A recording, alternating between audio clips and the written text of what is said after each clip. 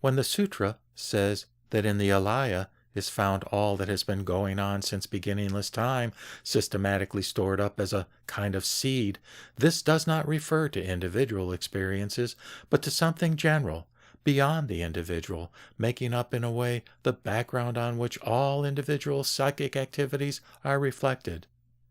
Therefore, the Alaya is originally pure. It is the abode of Tathagatahood, where no defilements of the particularizing intellect and affection can reach. Purity in terms of logic means universality, and defilement or sin means individuation, from which attachments of various forms are derived. In short, the world starts from memory. Memory in itself, as retained in the Alaya universal, is no evil. And when we are removed from the influence of false discrimination, the whole Vijnana system, woven around the Alaya as center, experiences a revulsion toward true perception, or parivritti. This is the gist of the teaching of the Lankavatara. This revulsion marks the culmination of the practical psychology of the Lankavatara, for it is through this fact that the realization of Pratya, Marya, Jnana, Gokara is possible, and this realization is the central theme of the discourse. As this event takes place in the Alaya, or what is the same thing in the Tathagatagarbha, which is the basis of all things, it is known as Ashraya Parivritti, a revulsion at the basis.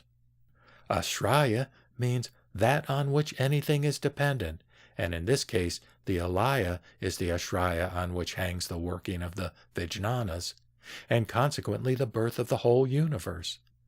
The new orientation takes place when the egocentric and evil-creating discrimination based on the dualism of subject and object ceases by the realization that there is no external world besides what is perceived within the self.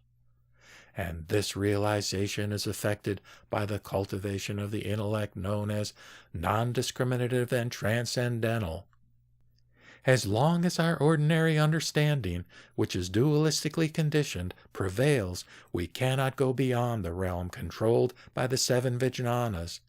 And if we cannot go beyond this, we have no chance of penetrating into the reality of things, or dharmata, which means an everlasting transmigration in the world of birth and death. We must now look in the opposite direction, toward the quarter where no Vaikalpa takes place, and where no evolution or pravritti of the Vijnanas has set in. An opening must be made to the non-discriminative and transcendental intellect. The opening is called revulsion.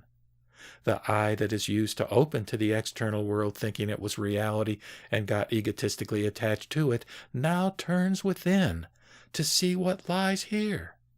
It is this inner world that so many things we have been looking after are accessible now.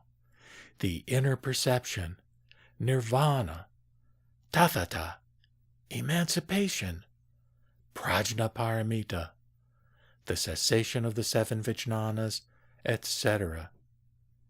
This sudden turning is, in a sense, returning.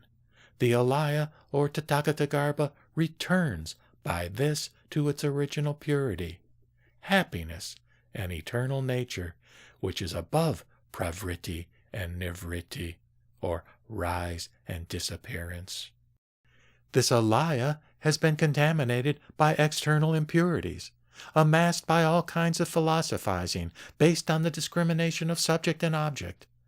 When the discrimination is in the right direction, it is right, for it points toward the returning.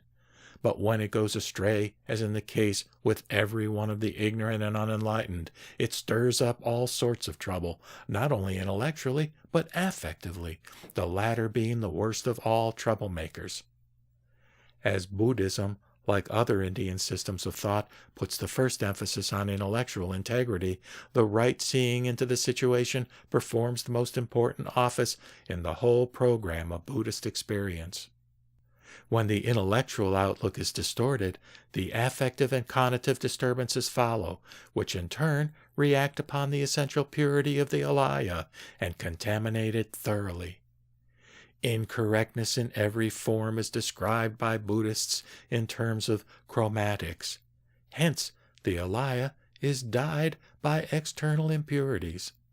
Klesha is generally translated in Buddhism as tormenting and afflicting, causing vexations of spirit. But here, in the Lankavatara, it is stated as dust or impurity, as it spoils the immaculate alaya. And since this dust is not native to the alaya, it is called the guest who is uninvited.